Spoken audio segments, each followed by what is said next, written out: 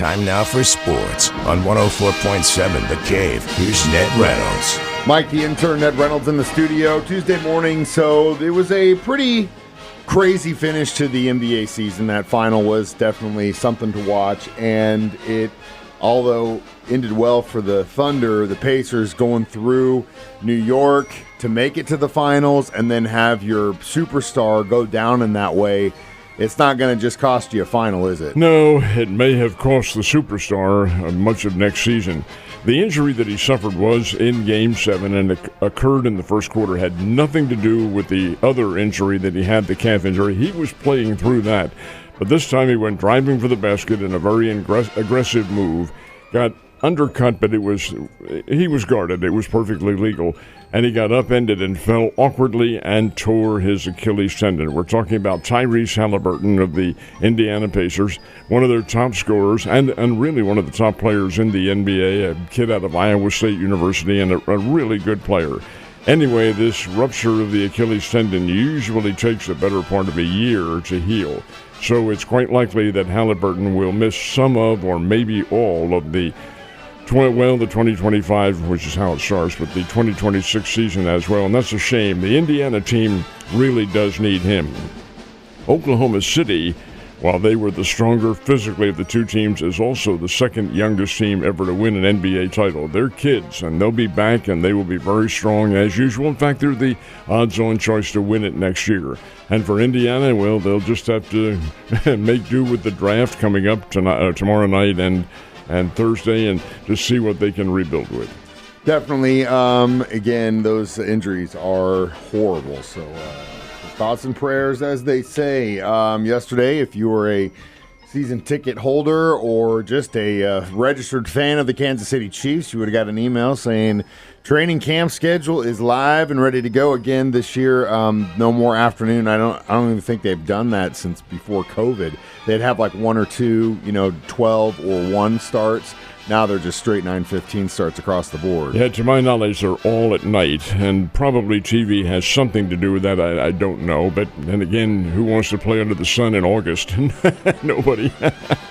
Anyway, the dates for the NFL opening teams or their opening camps kind of vary a bit, and for the Chiefs, the date is July 21st up at Missouri Western State. Now, it's a little bit later as opposed to some of the other teams. The first NFL preseason game is the Hall of Fame game, and that's July 31st, but the Chiefs aren't involved in that. The Detroit Lions and the Los Angeles Chargers will be the teams involved in that one, so they are getting a bit of an earlier start, but still, most of the teams, it's in and around the same time period.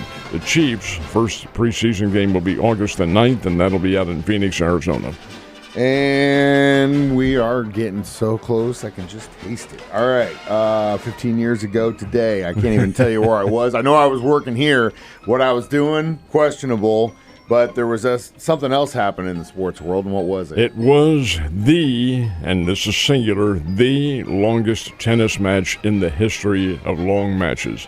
This was an absolutely unbelievable circumstance. It was the first round of the Wimbledon tournament in 2010, and matched up were Nicolas Mahut, who is a very good French player, and 6'10" John Isner from the United States and the University of Georgia, and a big-time Georgia fan. Isner played here for the Springfield Lasers in World Team Tennis. Had him in the studio for an interview we did, and I'm not exaggerating, he barely fit through the door. The guy was huge. Well, Nicolas Mahut and John Isner, they teed it up at Wimbledon and started to play. And play. And play and play.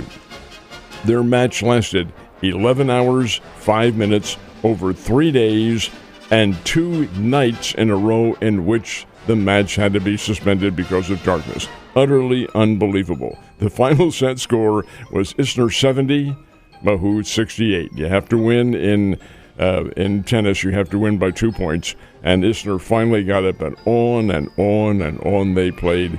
Just a dramatic match, and I believe Isner was knocked out in the second round after that, and that's not a surprise. But anyway, it was 15 years ago today, the longest tennis match in the history of sports. It made you probably give yourself a panic attack watching something like that, especially if you play tennis. I was there at KY3 and covering this, and I said, this has got to be a misprint on the Associated Press. It can't be going this long. It was. Game 1 of the 4-game series between the St. Louis Cardinals and Cubs in St. Louis started yesterday, and the Cardinals look pretty damn good. I can't believe what I'm seeing here. 4 home runs, and that's when it's for the Cardinals. This is not Wrigley Field they're playing. This is Busch Stadium, which is not a home run haven as such. But the Cardinals hit 4 of them last night to win the game 8-2 over the Cubs. St. Louis put it away with a 4-run 5th inning. Nootbaar, Donovan, Gorman, Burleson all had home runs in this game. Each one of them had 2 RBIs apiece. This was a hit fest that you did not expect. The Cubs pitching staff is better than this. Still 3 more games to go in this series. Now, this is an important, not critical, but it's an important series. Cardinals are now 3.5 games off the pace and playing very well. 8-2, Cardinals beat the Cubs. Wish you could say the same thing about the Royals. They had the day off yesterday, but they've got a pretty tough hombre they're facing in Kauffman this week. Surprisingly tough. Kansas City returns home to Kauffman Stadium, and they're playing a team that has, over the past several years, opened up so many eyes in Major League Baseball. This is the Tampa Bay Rays. Now, get this. This is a team of players virtually unknown around the baseball circles. I mean, they're young kids. They have a few veterans in there, but it's also a team that's playing their home games in a spring training field. Their stadium is not usable down in Tampa because of the hurricane last September. So they're playing at George Steinbrenner Field in Tampa, which is the Yankees' spring training grounds. Anyway, the Tampa Bay Rays, who are very much challenging for a playoff berth at this juncture of the season, come in to play the Kansas City Royals. That'll be tonight at Kauffman Stadium. That's a 3-game series as well, and a big one for KC. They've got to get well against this team. Now, the Springfield Cardinals open up the second half of the season tonight. First half came to an end Sunday. That's 69 games. The second 69 comes up starting today, and the Springfield Cardinals are in Wichita against the Wind Surge. But the Cardinals are already the Northern Division champions for the first half, and that is pretty doggone good. Oh, yeah, you got some extra games already on the calendar. Now, we usually, again, here in the Midwest, make a big stink about, the league just wants an East-West battle in the finals. It's always the L.A., New York, L.A., Boston, whatever it is. But now we had a truly Midwest championship in a major sport. What are we looking at the ratings-wise? Well, it was Indiana, which plays out of Indianapolis, against the Oklahoma City Thunder and the Indiana Pacers. And it is all Midwest. No major markets involved in this. That's not to say that Indianapolis and Oklahoma City are small. They're not. But they aren't what are considered major TV markets. And yet, the TV ratings for Game 7. Game 7, the final game, 16,500,000. That is up considerably over what it has been. I think a lot of that had to do with publicity, the media getting involved, and baseball, the routine baseball going on, and hockey had already ended.